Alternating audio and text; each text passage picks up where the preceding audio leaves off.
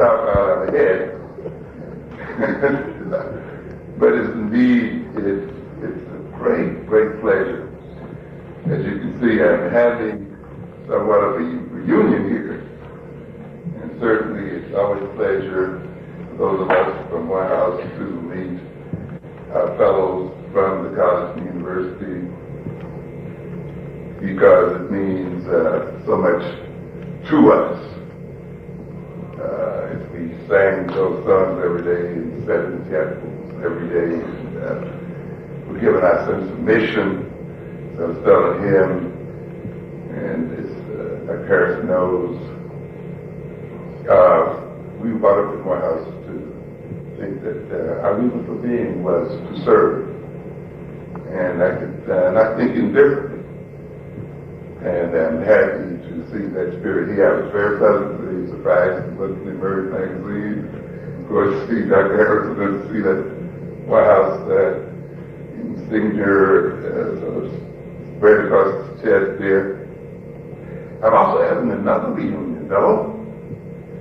I have had the distinct pleasure of meeting two of my high school classmates. Yes, right here. It's Nina Poole, Trudy Thompson. Stand up, stand up, stand up. Yes, indeed. So this is a very, very special evening for me. And of course that is a time filled with many, many memories. And memories of us being in the class under my own older sister, Marjorie Chambers. Of course, I was sharing with Brother Fields tonight when we were coming over, he talked about some people from my hometown. And I said, well, I'm sure they know Marjorie Chambers, because she's been around here for a long time. And so little did I know, I was running into my classmate here. And of course, my mind now is just reminiscing already about those days at L.J. Rowan High School. And so it's always great. And so this is much, in many ways, a very heartwarming experience. And if I have accomplished anything in this life, to a great extent it has been as a result of those experiences. If I have any confidence in the capacity of African people to achieve, African people to teach African people how to achieve, because of those days of L.J. Rowan High School in Hattiesburg, Mississippi. It was called, even prior to L.J. Rowan, Springfield High School out there in the country, where my principal, whose name happens to also be what we call Professor Wilson, a man for many years I thought was the smartest man in the world. No one ever knows more than this guy. And of course, under Professor Berger as well, principal of L.J. Rowan. In other words, I ran into brilliant and wonderful, competent people before I was supposed to know that African people were not supposed to be achievers. So by the time I heard that, it was too late. Because we didn't hear that kind of stuff. It just wasn't a part of our vocabulary that we were supposed to be secondary to any other group of people. Not at all. We didn't buy this idea that simply because we were in black schools and black institutions that meant somehow we were supposed to be getting less than other people, other places. That wasn't the kind of orientation we received in high school, nor was it certainly not the kind of orientation we received at Morehouse College. And this has been a part of me since that day, and I'm trying to pass that legacy on to our next generations. To a good extent, the books I write, I tell people often, are really dedicated to the next generation, hoping that I can catch them, the materials that I'm putting out here, can catch them as they move through the like studies, the African Studies program, and so forth, and hope they become part of their character, their development, and their mentality, so that this up-and-coming generation will take us to the next level as a people. Every generation of African people has done its duty to its people. Whether it was a struggle against slavery itself in terms of abolition, whether it was a struggle during Reconstruction, a struggle against Jim Crow, the civil rights movements, and so forth. Each generation has come up and undertaken its burden and carried it on to the end. And it's now important. This generation I view as the most crucial one of all, actually. Because at this point, we're at a life and death struggle. It's not so much now struggling for civil rights, so much now struggling for equality and the vote and so forth, as important as they were, as important as they are. At this point, it is a struggle for the existence and continued biological survival of African people. I am appalled sometimes about the degree to which so many of us are so unaware of our vulnerability as people, and how so few of us are unaware of the fact that we do not transform our political, social, and economic situation here within the next 5 to 10 years. Our future is very, very questionable. We must understand that our continuation as people is not guaranteed. We have to make it possible. You see? Because some of us are taken for granted. But there have been races and groups which have disappeared from the face of this earth. Some of us feel as if we have a special relationship to God and Christ, and we're not sure we have.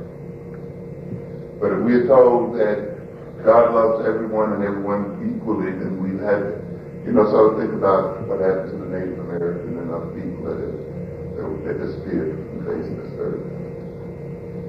When we look in our Bibles, then we should look closely at the story of Exodus, and I tell people often, you should read the Bible certainly as a religious book, but it becomes very important sometimes to read it as a treatise on political science. And the book of Exodus is an excellent example of political science. I think one of the reasons why we don't get as much as we should out of our religious training is we only look at the Bible in one way. And the Exodus story is a fascinating story. And I often ask people, how many people were convinced that the Israelites were really converted to God after all of those miracles before they crossed over, as we call it, the Red Sea? And then people assumed that that was the case. But yeah, there's one thing about it. They were there praising other gods. Moses had to go up on the mountain and bring down a unitary system of laws and so forth to unite those people.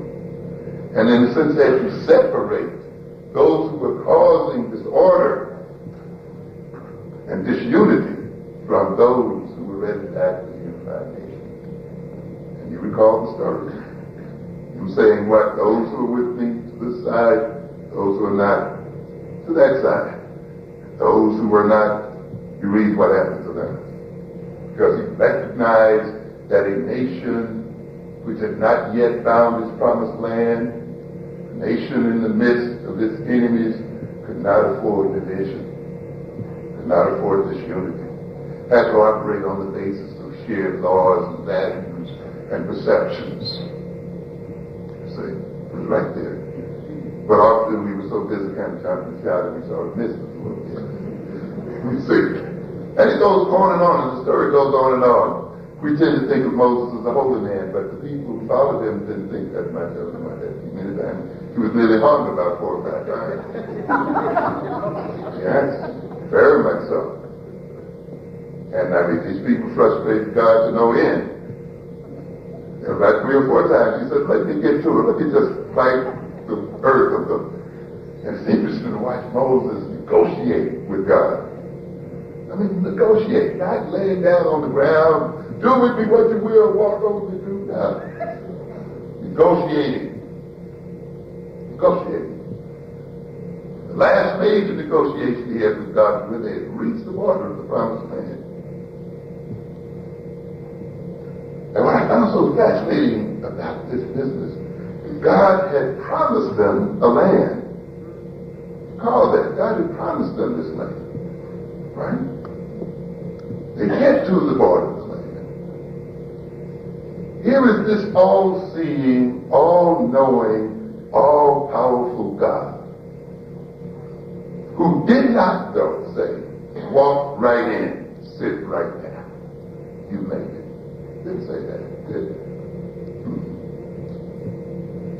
He says, now, I want you to send 12 of your most intelligent people into the land to form a CIA operation.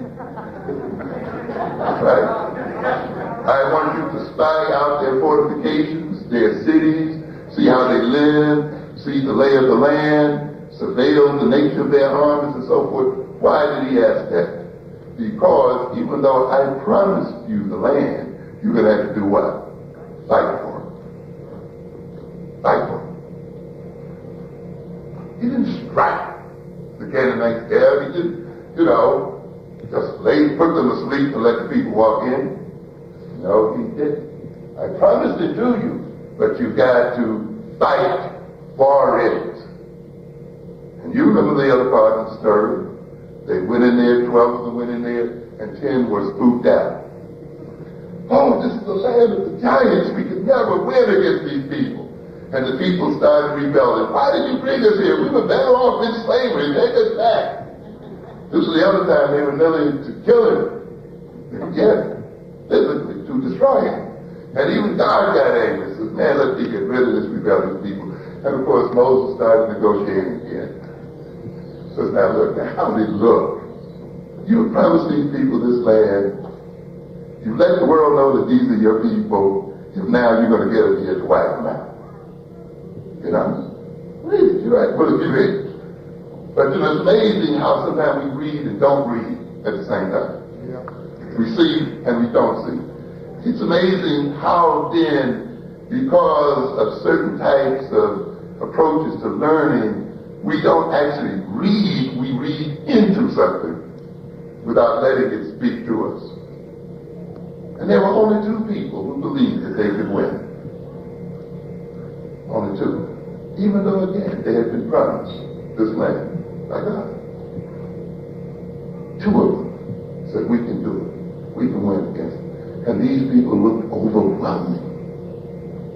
Invincible. And of course, if you remember, they were so half-hearted, they lost their first battle. What did God have to do with it? He had to keep them in the wilderness for another 40 years to do what? Rid that nation of those who lacked confidence in themselves and lacked the idea that they could win, even though they had God on their side. So I got to get rid of them.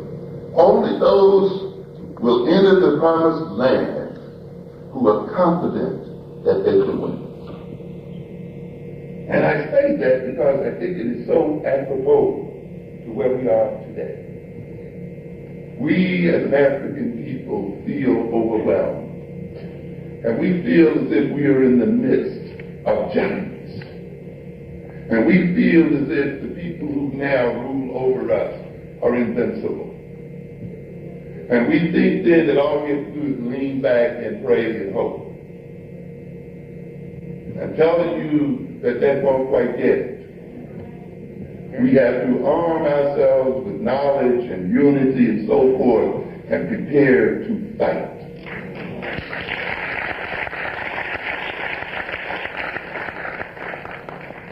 We have to recognize then that we have it within us to win. To a great extent, men, people we see laying in the highways and byways, addicted to drugs and other things, are people who have given up, are people who've been frightened by the giants, are people who have lost confidence in themselves. You see? But we must wake them up, and they must realize that we can win, and we will win, if we resolve ourselves to do so. That there is a promised land for us, but we have to fight for it.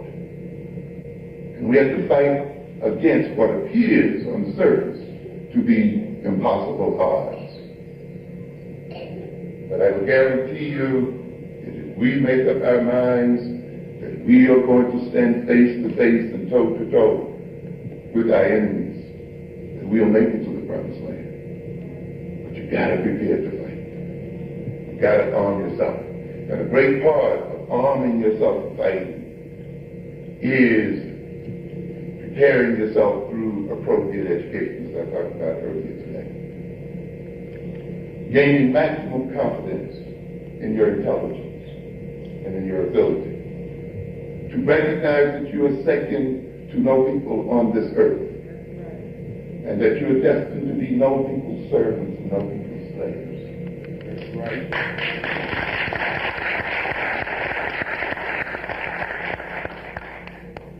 You do not have to spend your life, as I indicated earlier today, being a dependent people, depending on other people to create jobs and to create opportunities for you. You don't have to be out there. The Lord blessed you with natural wealth in your lands across this earth. As I indicated then, the only thing that's missing now is this part of here.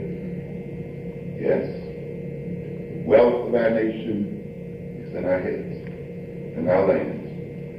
The wealth of our nation is in a state of consciousness that we permit ourselves to exist in and under. Consciousness. Because as I indicated earlier, consciousness is a power, and consciousness is what makes everything possible as far as humankind is concerned.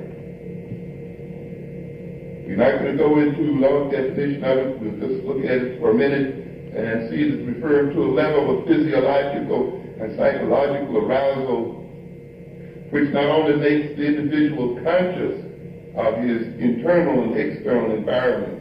In other words, of course, we talk about being conscious and, of course, consciousness. Being conscious, being aware of, having a knowledge of, a sense of, to know, to perceive, to experience, to think. To be aware of one's inner environment as well as one's outer environment. This attests to our being in a state of consciousness. And attest to our being conscious. However, beyond being conscious, there is consciousness, which includes being conscious, but also includes our ability to regulate our thinking and our behavior in ways to achieve desired ends. In other words, consciousness has a directional nature about it. It's not just merely knowing or sensing or feeling and so forth, or responding on a level of sensitivity, but actually now responding in a regulated fashion, responding in terms of thinking and acting, and in terms of achieving particular ends. Consciousness determines the effect that we have on the world as well as the effect the world has on us. What we see, what we feel, what we know, how we react to those things we see, feel, and know is determined by our state of consciousness, by our level of consciousness. And there are many different levels of consciousness.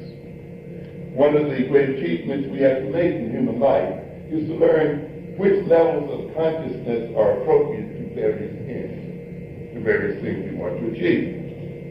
And each level of consciousness provides us with certain privileges, but cuts us off from others. So consequently, we can achieve things when we are in the state of consciousness called sleep. Rest, rejuvenation, recreation of the body, and so forth. And even within the state of sleep, there are several levels of consciousness there. We talk about deep sleep, dreaming behavior, those stages you hear about in psychology, 2 and 3 and 4 stages of consciousness. And we dream while asleep. But of course, when we awake, the dream machine is cut off. Because we don't want to confuse the real world with what? Our dreams, you see. So the state of consciousness called awakefulness or wakefulness then will permit us to see and react to the world in particular ways that we cannot react when we are in a state of sleep. So you have these various levels of consciousness that permit certain possibilities and prevent other possibilities. So consciousness then is a power. It empowers us. It enables us. It facilitates us. At the same time, though, it limits us, depending on its level, its organization, and nature. Consciousness then is a form and type of power. So we're not here just talking about, because we use the word out here every day, of being conscious, just knowing something, knowing Black history and so forth, knowing about Black culture, and that is a type of consciousness. But consciousness is broader than that. Ultimately, it implies power. What type of power, how much power, depends on the level of consciousness, its organizational and functional states. And consciousness, as I will break down here, consists of three major areas. Its contents, its instrumentalities, and what I call its directional organizational factors. Now stick with me, we're a little abstract right now, but I think it'll make sense in a minute. Contents. Perceived factual knowledge. What we perceive as fact. What we contain in our memory. What we are able to recall from memory and use is a part of what I call the contents of consciousness. The nature of your mind, to a great extent, reflects what you perceive is what you know. The factual information you have in your mind. Those contents also include beliefs, opinions, attitudes, conditioned emotional tendencies, the way we perceive ourselves, the way we perceive the world, as well as our unconscious motives and desires. The instrumentalities of consciousness, that is, what does consciousness use to operate on its contents as a way of adapting us to the world, as a way of having us adapt the world to ourselves? What tools does consciousness have available to itself to effect transformation on the world and even transform itself, because consciousness is self-reflecting. We can think about ourselves, and in terms of the way we think about ourselves, we can transform ourselves.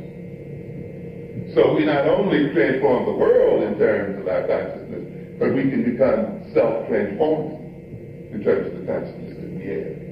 Well, this is done through a number of instrumentalities. Of course, through our personal skills, our intellectual skills, sometimes we call them academic skills, occupational skills, learning and remembering skills. Those skills that we call thinking, reasoning, analytical skills, deductive reasoning, inductive reasoning, analogical reasoning, conceptual thought, abstract thinking, inferential thinking, yes, and intuition as well. All of those are the instrumentalities of consciousness. This is what consciousness uses to operate on itself and in the world. The directional organizational factors include our needs, our desires, our values, our interests, aspirations, ideals, sense of purpose, and culture. I call them directional and organizational factors because even though you may have a great deal of knowledge in your head, you may know a lot of things, even though you may have great personal skills and intellectual skills, academic skills and occupational skills, they mean very little if you don't have a goal, a sense of direction, a sense of purpose. It's the sense of purpose that organizes out of those contents a relevancy of content. When you get ready to do something, your mind calls forth the knowledge and information relative to getting that something done. You see?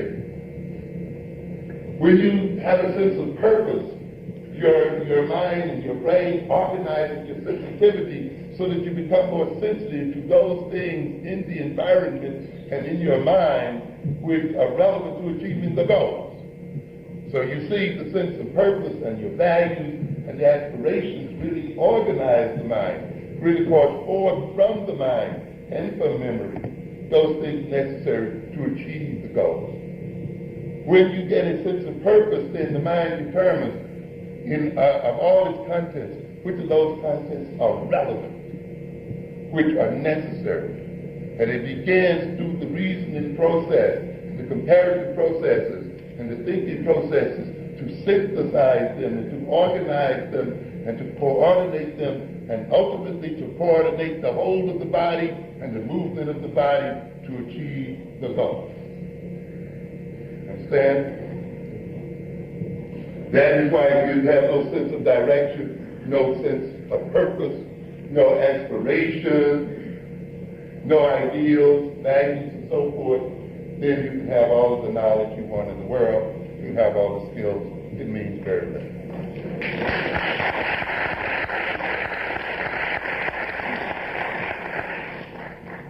Where your desires are, where your values are, there is your goal.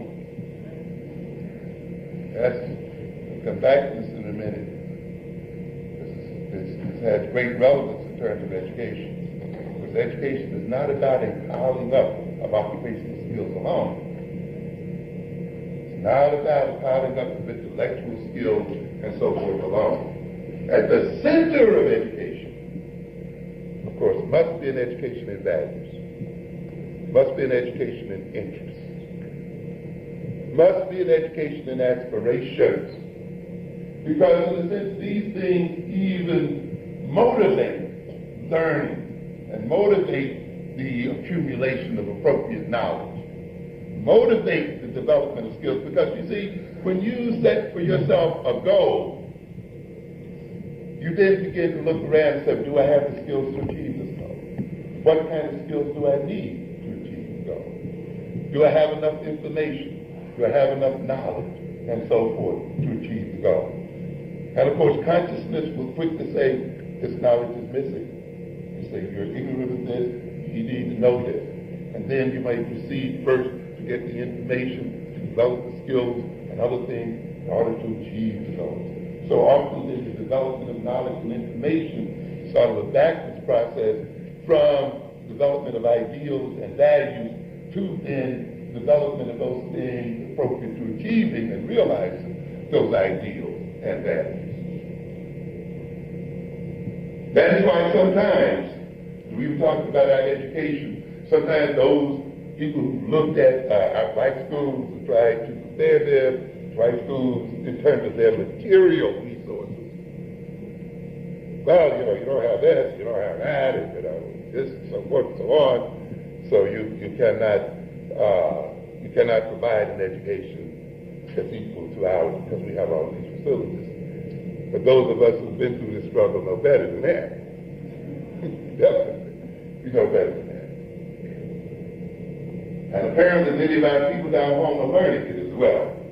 We have major struggles in Mississippi and other places now trying to maintain black colleges.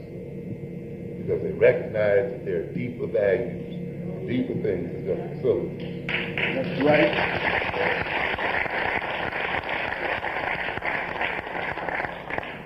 Those deeper things include values and interests and aspirations. When you have those, you begin to develop the other things that you need. Yes, certainly as a black student, we didn't come with it all. But the fact that we had this confidence, the fact that we desired to achieve particular things, if it meant we studied twice as long, if it meant that we had to catch up, we walked into those classrooms and we knew it all along. And we competed. Okay? Learn how to learn. I tell parents today, you don't have to teach ABCs and all this kind of stuff if you don't feel up to it. Teach your children to persevere. Teach them self-control. Teach them how to focus their attention. Teach them how to respond to lawful and legitimate authority. Teach them how to observe closely. You can do this you yourself. Don't have to know how to read one line. Not necessary. Not necessary at all. If you can teach them self-control, self-respect, respect for others, to concentrate, to insist on completing tasks, to be persistent and to persevere. If they go to a halfway decent school, they will learn and grow and get the same thing.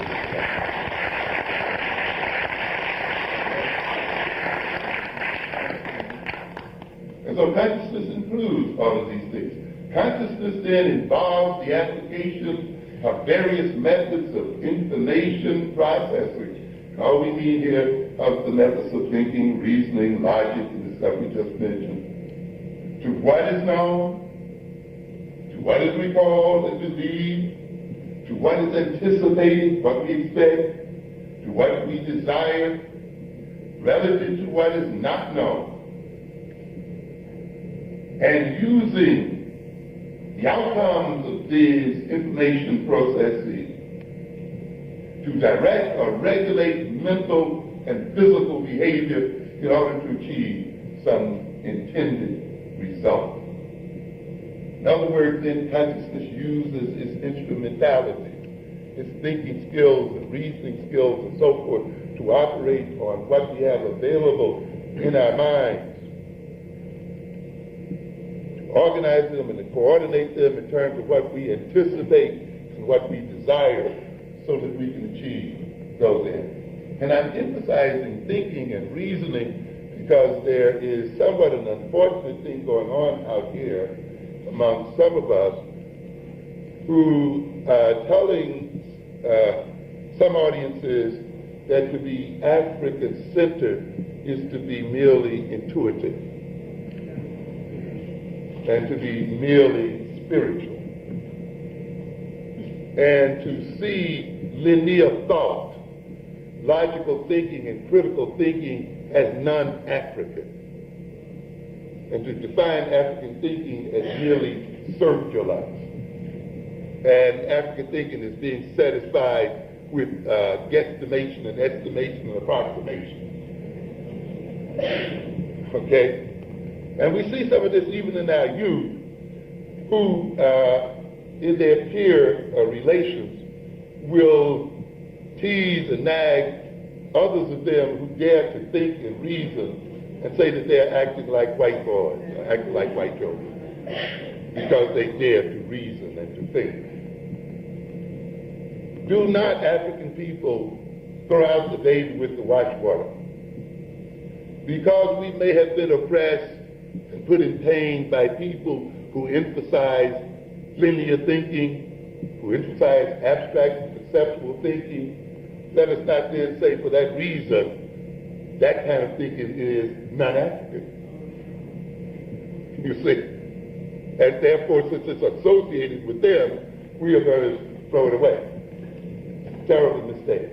You have a bimodal brain like everybody else. You have a right side and a left side. The right side processes the world holistically. It shows the big picture and the instant picture. It is the spiritual side of the brain, the emotional side, the feeling side of the brain, the sensual side of the brain, the musical side, and so forth. But that isn't the only side we have. We also have the left side.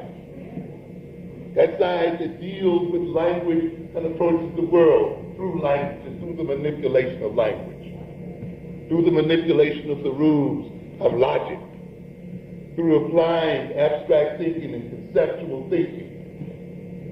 And these two sides of the brain are connected by what we call the corpus callosum, which permits an intercommunication between that part which sees the whole of the world and transfers that whole picture over to the left and say, now break it down into its parts.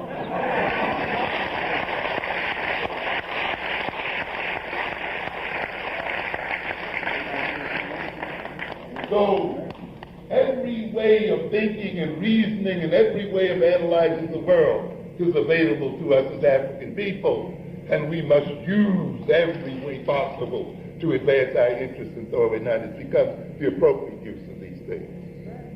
And it becomes the use of these things in the interest of African people that makes them Africanized and African-centered. It's the purpose to which they're put that Africanizes them, not their mere existence.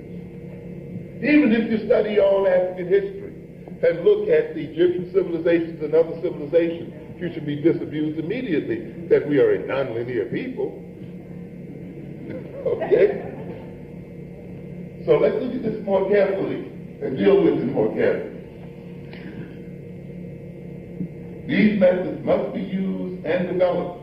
Consciousness is markedly influenced by the types of social relations to which it has been exposed during its most impressionable developmental periods. In other words, consciousness and all of its potential is still socializable, in the sense that the nature and character of the consciousness we exhibit will reflect the type of social relations we had and we have, particularly in our early years. And that is the rub. You see? Is that the kind of social world we existed in can determine to a good extent or influence to a good extent the type of consciousness that we exhibit. This is where education comes in. Because ultimately education is a type of what? Social interaction. Social relationships. And education takes place from day one. Education takes place before you're even born. The socialization process begins right in the womb itself. Definitely. Learning occurs in the womb. See again, let's look at that old Bible again that says, what is it? Being born in sin and needing to be born again. So let's look at it at another level. There are many levels.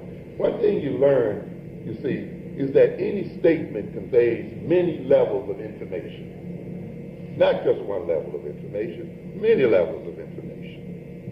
You see? And what kind of information you get out of a statement depends very much on what you bring to it. You see? And you will see different things depending on your own consciousness. Must be born again. What do we mean by that? In other than the religious sense. A baby born to a crack-addicted mother is born in the sin of his mother. A baby born to a crack-addicted mother is born already biased by that womb experience. The environment does not begin after birth, it begins in the womb. The womb itself is an environment. That's right. And the nature of that womb environment influences the child. And therefore human beings are not born innocent. They are born being already impressed by the nature of the world in which the mother exists. The kind of social world she exists in, her emotions are communicated to the fetus, her food is even tasted by the fetus. Many of the drugs get through into the womb and influence the fetus, and many babies are born addicted. And their nervous systems already biased. And they enter into the world then, perceiving it and responding to it in terms of the bias that has been created by the nature of the womb to which they're born. And often later on in life, they have to be born again to get it right. Yes.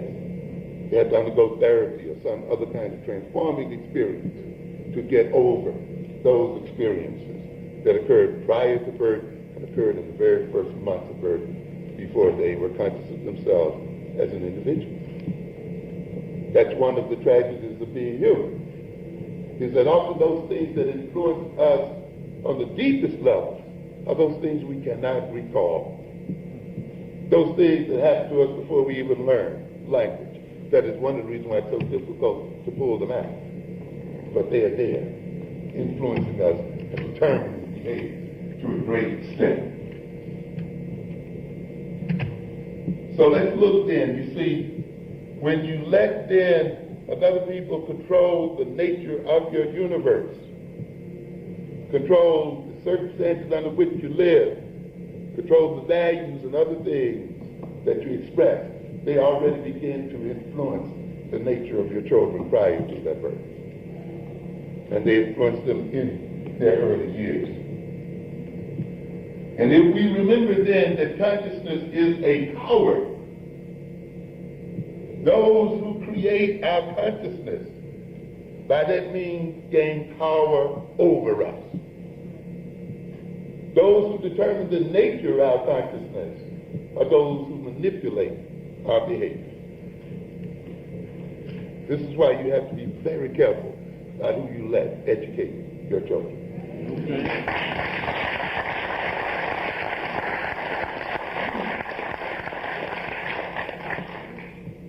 To a great extent, the consciousness of African people today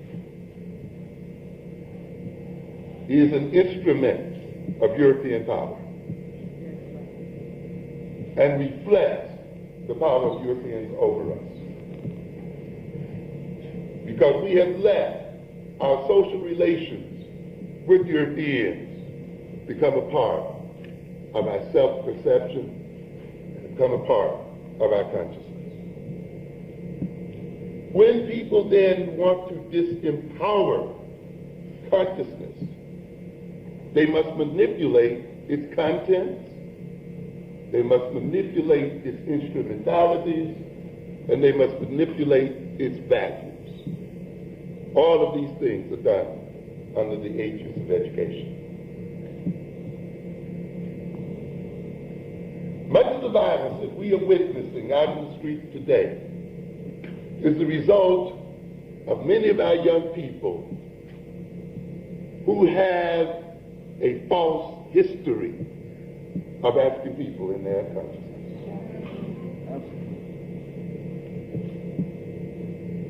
They have believed the lies that have been written in order to justify our oppression. They have a false knowledge that they have taken as fact. And they operate on this false knowledge. And when you operate on false knowledge, you're going to operate against your own best interests. You're going to operate in a way that defeats you and ultimately may destroy you. You see?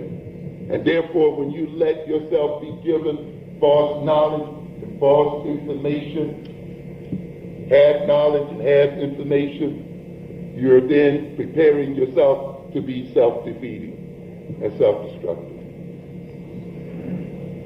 You see, we underestimate history, and yet isn't it so important that the major struggle that we're undergoing now, talking about the curriculum of infusion and the African-centered curriculum, is around the nature of African history. Yes, what is African history? Because, ladies and gentlemen, as we indicated earlier, history is not something left back there, but history is always present in the mind. What you learn in your past, when you learn to walk and to talk and all of these other things, are operating in you right at this moment. Even though you learned them years ago, they are still present and operating right now. And therefore the past is present.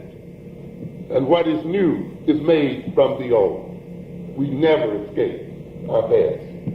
And therefore, when you let someone else give you a false history and a false sense of your past, they then are manipulating your behavior and your behavioral possibilities.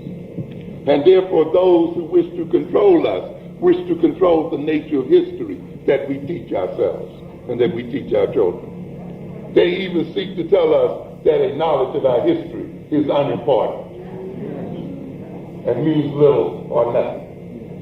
If it was that unimportant, if it meant so little, then why are you getting upset about our teaching?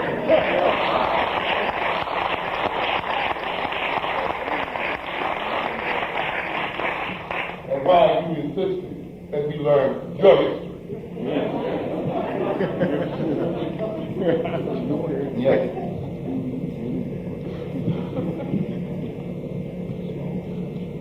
To a good extent, then, a lot of the knowledge that we have as African people has not been made relevant to where we want to go as a people. We have a lot of stuff in our heads, but a lot of it is of little use or has not been used appropriately. You know, another way of falsifying people's consciousness besides falsifying the information that they have in their consciousness is, of course, to create ignorance. Ignorance is an active presence in the human mind. It's not an absence of knowledge. You know, I guess it's sort of similar to the concept of antimatter in physics, which seems like a sort of a contradictory term, right? Matter that does not exist, but does exist. It has actual physical charges and momentum and so forth, but does not exist. I said that, bro. We won't go into that. But it's interesting because antimatter is a real thing, and ignorance is a real thing, and it is a real force in the human mind. Because you behave differently when you lack knowledge or are ignorant from when you have knowledge and are aware.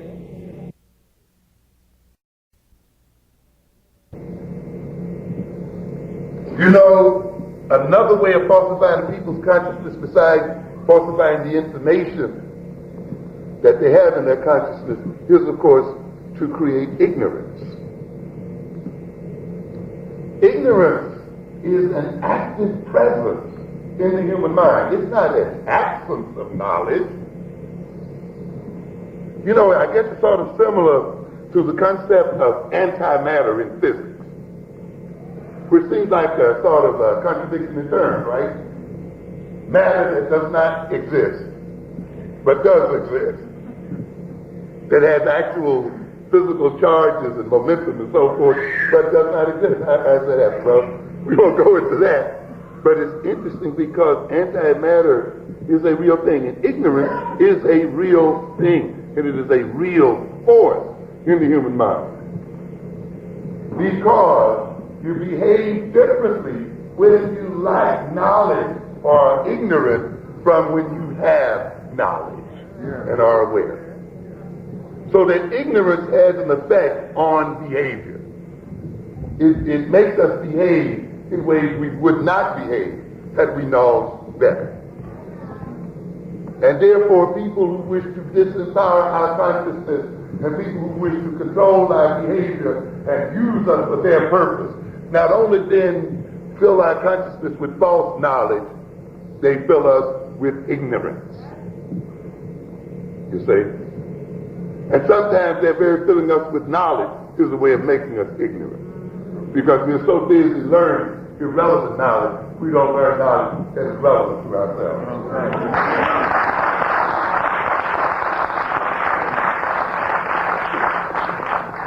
That's why you see you got to look at what you're learning, and an appropriate African-centered education is very much concerned with the content. And it just doesn't look at what another people are learning and say, well, they're learning it, let's put this in. It's got to be relevant to you. It's got to be appropriate. As I told you earlier, there's no such thing as equal education. There's what? Appropriate education. Learning, having available what is appropriate for you to achieve your ends. You see? The same education has no meaning if, in learning that, it still does not provide you with the means to solve your problem. It has no meaning there. So therefore, people will often, in giving us the same education, are in effect also making us ignorant, because we are not learning what is relevant and necessary for achieving our own ends. So you cannot look at education as a mere process of building up knowledge and information. And therefore, the more your head is filled with facts, the more educated you are. You could be really these days more ignorant. It's not very possible. Because often in learning something, you're not learning something else. Okay? So sometimes you have to ask, what am I not learning? I tell students often when you're given the reading list to these schools, read what's not on the list. Yeah, you got to turn it around, Why? Because often what is not on the list is what is most threatening to the power of the group, the teachers. They don't want you to know much about that. You see, so they teach you what's in line with their own purpose and so forth. But it's when you come off that list, you see, begin to read that other literature, you begin to see something here. You see? And so sometimes you go the other direction. As I said earlier, in order for us to be in the condition we're in, we have to be backwards as people. Yeah, we have to turn completely backwards. We have to take the lies for truth and the truth for lies. Yes. Isn't it interesting people of color sit around trying to figure out how and why they came into the world? And yet the world is 90% color.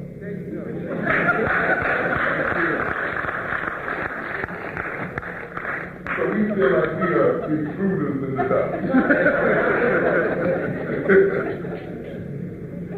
When you see old anthropology books trying to explain why we are dark, why we are colored. You got to explain why the other people are the color they are. Since the normal phenomena seems to be what? Color. But you see, when you get that kind of education, you're going to be what? Turned backwards. So you figure now you got to always explain your existence, stuff like that. It's an amazing situation. But you'll find that this runs through the whole concept of education, turning back. The other means by which then a group can empower itself over another group, of course, is by impairing the instrumentalities of consciousness. You see? By impairing the ability of people to think, to reason, to analyze, to use abstract thinking and conceptual thinking in dealing with the world, even though these are God-given talents and possibilities, to make them think that this is not a characteristic that is innate to them. You see? To leave these faculties underdeveloped or outright impaired. And often they are impaired implicitly and subtly by not employing those people in the particular occupations and social roles that require that they think and that they reason. By making them the carriers of water and the hewers of wood, making them engage in concrete activity such that their thought becomes what? Concrete. The social role you play in society will be reflected in your mode of thought. And therefore people who want to control modes of thinking control the roles which they people play in a society. And therefore when this society restricted African people to particular roles, it was not only engaged in job discrimination and the restriction of opportunity, it was engaged in the limiting of the mental capacity of African people and in transforming the thought patterns and orientations of African people. I'm going to come back to that in a minute because it's very crucial to what we talk about when we talk about aspects of education. And what we mean when we have to educate people in that specific way. The other thing, of course, that can be impaired when you want to get control of a people's consciousness is to impair or gain control of those directional organizational factors that I refer to as values, desires, wishes, aspirations, ideals, to make them strive for certain things. Where your values are, there is your money. That's right, we purchase and consume what we value, don't we? Then why is it that everything you value is owned by other people? Huh?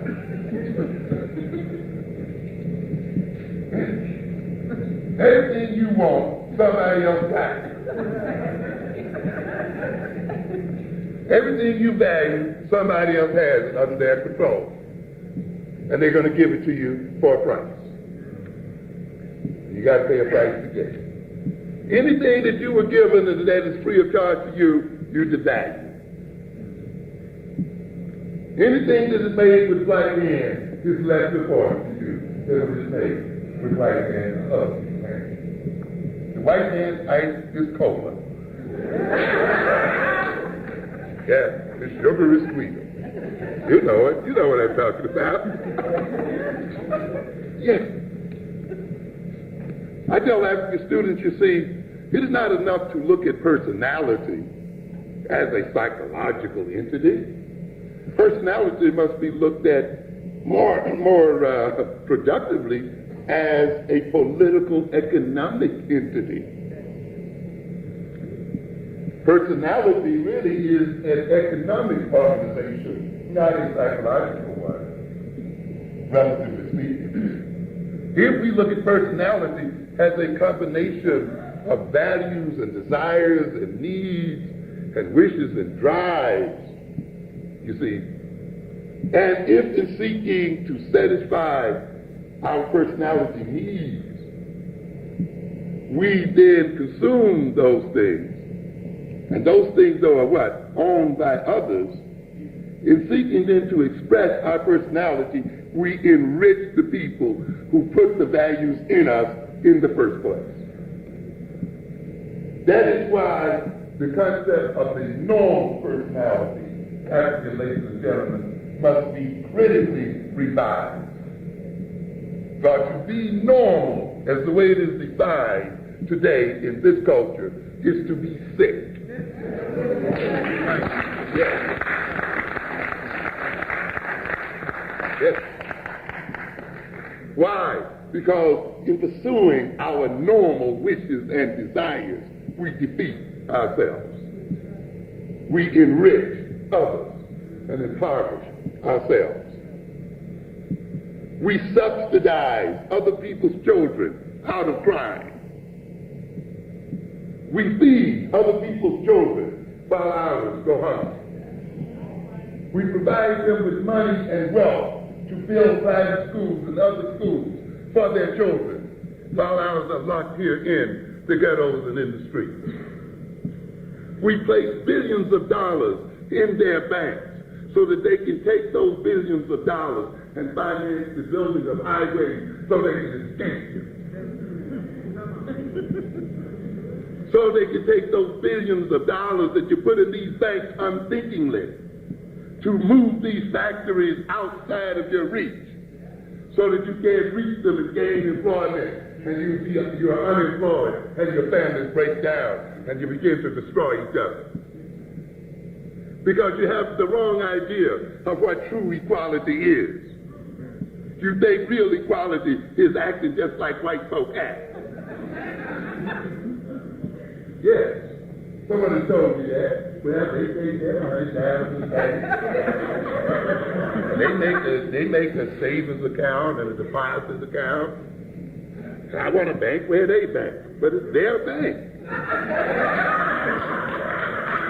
Okay? So you're looking at behavior. You're not looking at what? The consequences. That's why they want to impair the instrumentalities of consciousness, you see. So you won't go that extra step. So you won't ask that question. They says, wait a minute, where is this money going? And now black wealth is being used to ship the factories right out of the country, period. Black Los Angeles, South Central, LA, had said $9.5 billion in white banks. And it's talked about what a hard time they're having rebuilding that center court. And its own black banks has about $100 million. It cannot get access to its own wealth and use that wealth for itself. Banking is one of the biggest con rackets in the world. Because the very essence of gaining power and of moving economic development is based on accumulation. The accumulation of wealth. Bringing together money in one spot and using that accumulated wealth to invest, to build, to grow. So when you bring a savings account or when you make a deposit in the bank, you are lending money. The money isn't sitting there waiting for you to come back. The bank is only obligated to keep about 10% of it. For every dollar it gets in, it creates an extra $4. With it, it just creates wealth out of the air. So what do? Here's this. I'm in my building. I need money. I want to get rich. My building is full of poor people, but they got a little money. They got a little money under the mattress and everything. So what did I tell myself? Look here, man, you got this money under your mattress. People are going to break in and they're going to rob you and so forth. Why don't you bring your money up to my place and let me keep it safely for you? Yeah, and I'm serious about it. I'm going to keep it safe. Even if they rob me, I got an insurance that makes sure that you're going to get your money back. So see, even if I get robbed, you ain't worried about it because you're covered. Isn't that what the bank tells us? Yeah, that's what it is. Right. You see? Now, what have I done? Without, in a sense, putting out a nickel, I have laid out a plan for the accumulation of vast amounts of money right in my hand. And now I take that money and I build buildings with it. You see? I invest it. I get great returns and I give the people a few little pennies back on it that they call interest. But in the meanwhile, what has happened? I've grown independently wealthy. I made tons of money off of what? Other people's money. And I've gained social status over them. I've gained power. I have influence in the government. I manipulate their laws. I hire and fire them at will and do all of these things based on what? Their money. And so, African people, when you go down there and you take your money to these banks, you're just literally handing over the money to the other people. They even charge you now to keep it in there. Yeah. I'm telling you. And then they won't let you have any of it in form of a loan.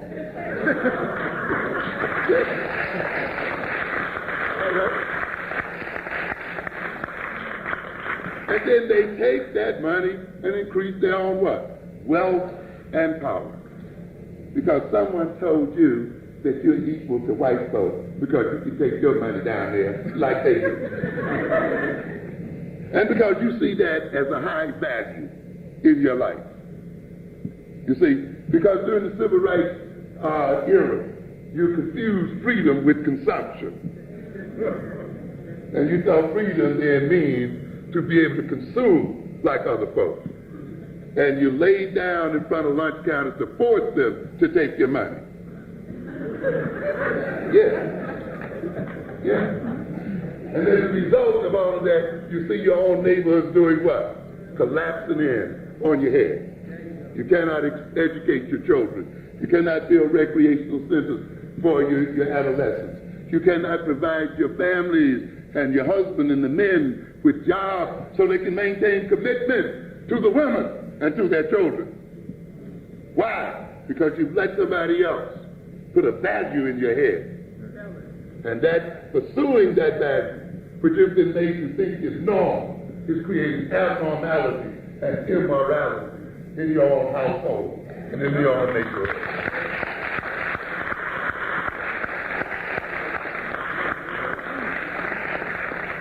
You've come to understand that. The desires that take place in your mind are desires when you fulfill them, you enrich them. Look at yourself. Look at it. Think about it.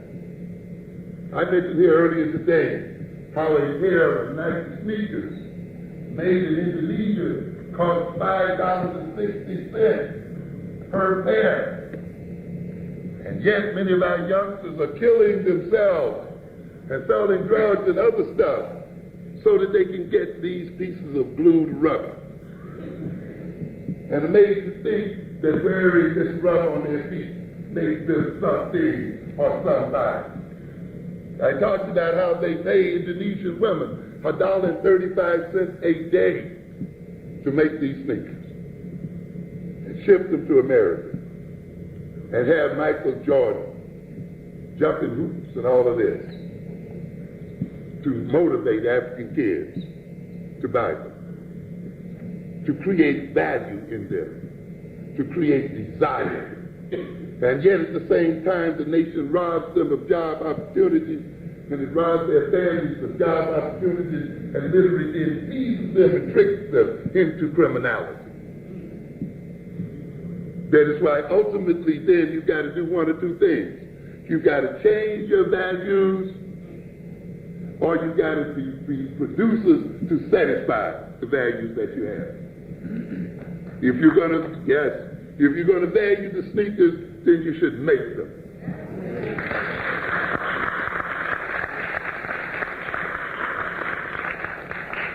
The per capita income of many African countries is more than that of Indonesia.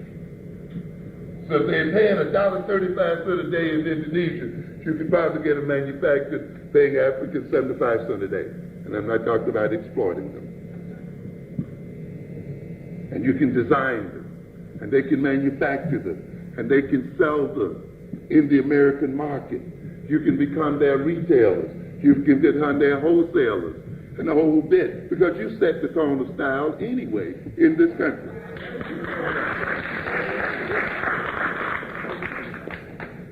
But again, when you just value consumption and not production, this is what's going to happen to us. This is what's happening to us today. We have let another people return the things that we value. A good example, you see, in our own community and in our own culture, we rarely study ourselves as prime examples. I talked earlier today that one of the reasons why we celebrate African history, you see, is to find examples and models for problem solving. You know, I know people who go to social work school to learn community organization, and they have not studied one black community organizer. Why not study Marcus Garvey to organize the community? Millions of people. Martin Luther King organized millions of people. Elijah Muhammad, Daddy Grace, Father Divine, whatever. You see, but of course, when you tell people that they are only cult figures, then you ignore the other possibilities there. You say, you don't see the other thing. You don't ask the question, how is it that Father Divine in the midst of the depression could feed 2,500 people a day? Could acquire real estate and do all the things they did in the midst of this depression. By what means? We talk about how we cannot get our people to cooperate, how we cannot organize our people. How did Marcus Garvey then organize all of these people? How did Elijah Muhammad organize all of these people? How did Elijah Muhammad build schools for his people? How did he then rehabilitate prisoners and so forth? Those are issues we have yet to flesh out because we've let somebody make us so reactionary to who he was and to looking at him as a cult figure until we cannot see the other values that he contains for us. Yeah? That's what you get when you read papers and things that cast aspersions on people.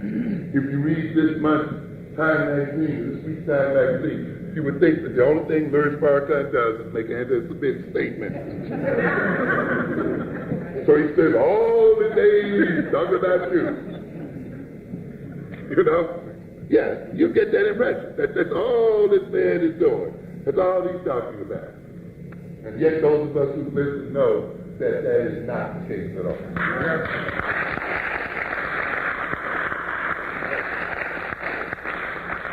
But when you have papers and when you have people who have an agenda of their own and they pull out only the statements that appear to be anti-Semitic, and if those are the only papers you read, you're going to have that consciousness.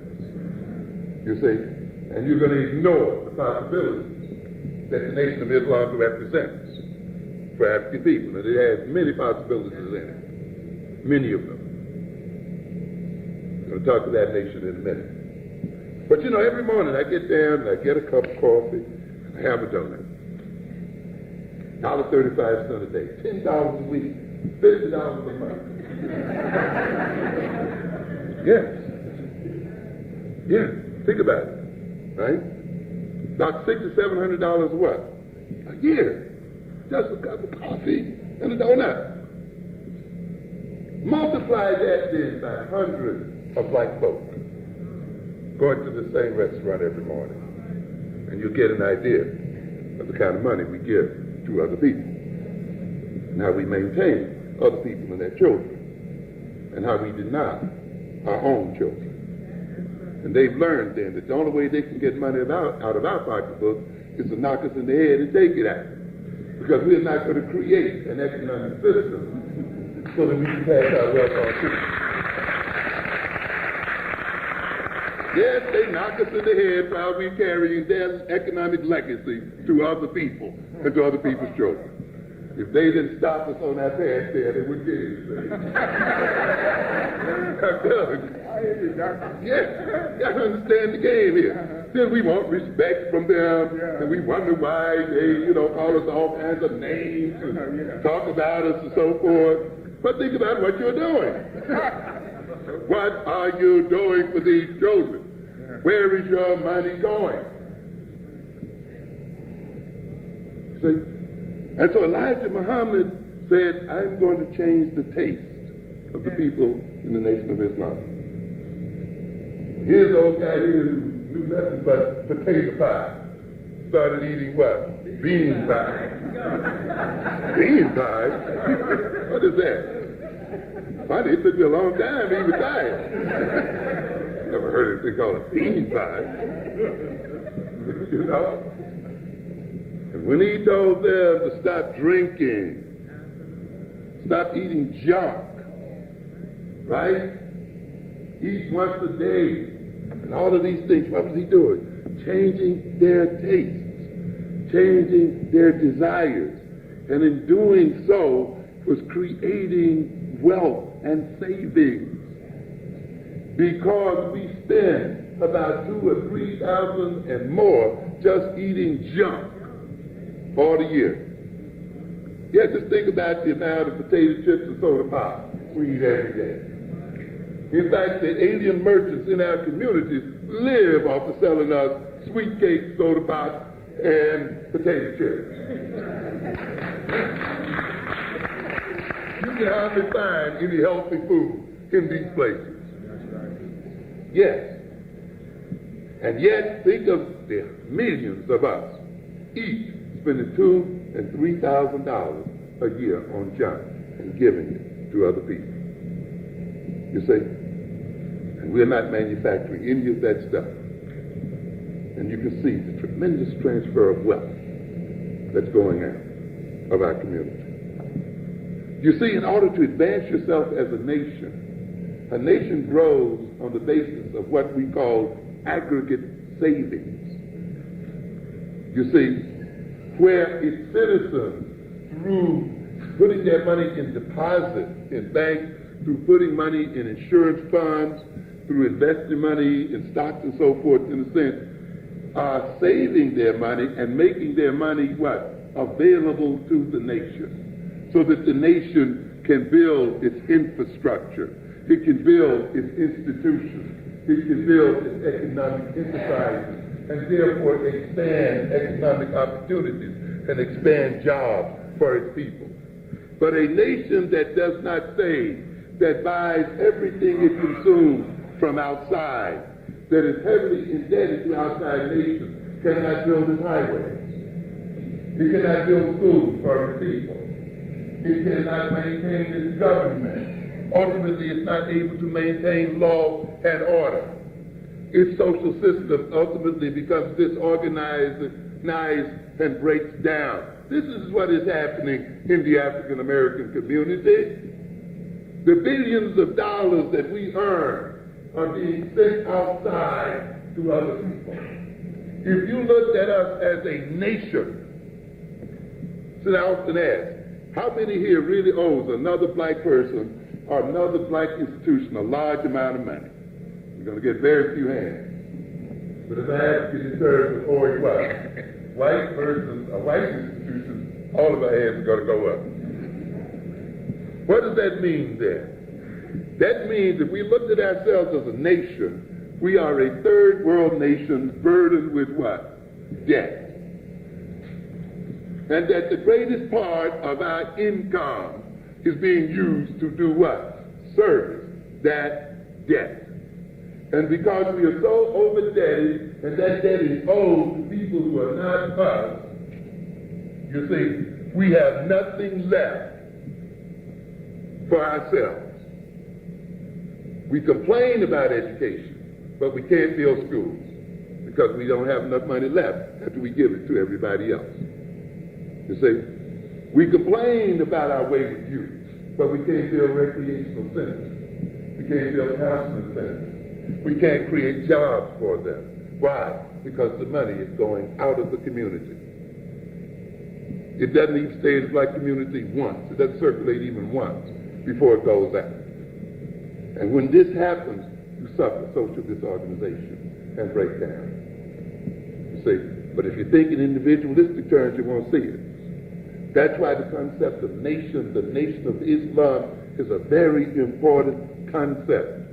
Because as Elijah Muhammad changed those people's states, as he changed their desires and changed their diet, the money that they were spending, giving to other people outside the nation, was kept in their pocket. And then he could ask his people for more money. You see a lot of people outside, well, you know, he's asking these people to pay up all this money, and they're giving up, but they had to give because they had saved it up. You see?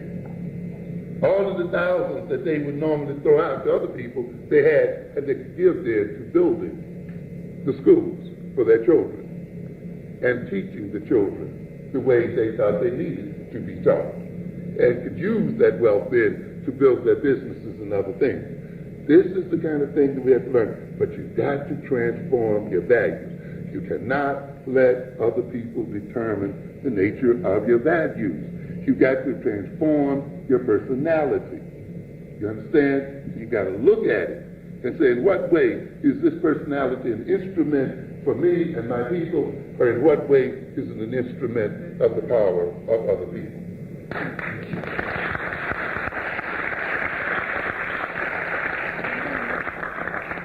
So then I'm hoping we can begin to move toward the concept of what an African-centered education is about. You see, to the extent and to the degree that the operational contents in our consciousness are African-centered, based on African history and experience and culture, and based on knowledge relevant to achieving the goals of African people, to the extent that we use our abilities to think, that we develop our abilities to think, to reason, to analyze, to the extent that we use our inductive and deductive capacities and our analogical capacities and inferential capacities and intuition and so forth in the interest of advancing the interest of African people, to the degree that our values are values determined by our Africanicity, determined by our ethnicity and by our ethnic interests, to that degree, our consciousness